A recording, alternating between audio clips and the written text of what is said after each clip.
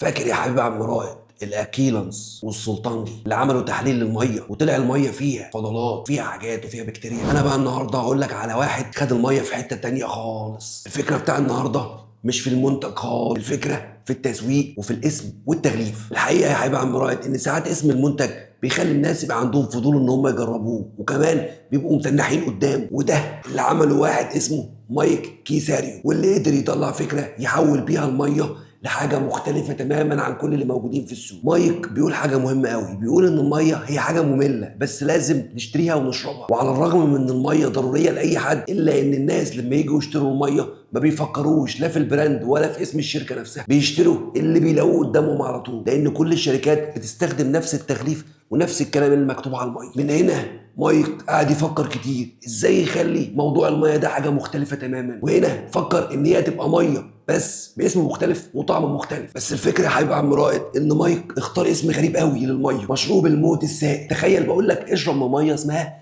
مشروب الموت السائل. بس مايك لما استقر على اسم الموت السائل كان بيعكس فكره ان الميه هي الحياه. مايك ما كانش متوقع خالص ان البراند ينتشر الانتشار الصاعد ده. مش بس الاسم غريب، ده كمان التصميم على شكل كان ذات الحاجه الساعه. الموضوع وسع من مايك حبتين، بقى بيعمل سلوجانات غريبه، بقى بيسمي الاطعمه بقى اسمها غريبه زي دكتور الموت، مشروب الكولا القاتل، مشروب ارقد فيه سلام. مش بس كده، مايك الموضوع وسع منه وبقى بيعمل تيشيرتات عليها الليكويد ديس، وبقى بيعمل نوادي وحاجات كتير جدا. الخلاصه يا ابن ابني، ساعات الفكره بتبقى في التسويق وفي المنتج وفي طريقه عرضه. فلو هتعمل منتج زي اللي موجود في السوق محدش هيشوفه، لازم تعمل حاجه مختلفه تماما عن كل اللي موجودين في السوق. وتابعني لو عايز تشرب ليكويد ديث يا واد.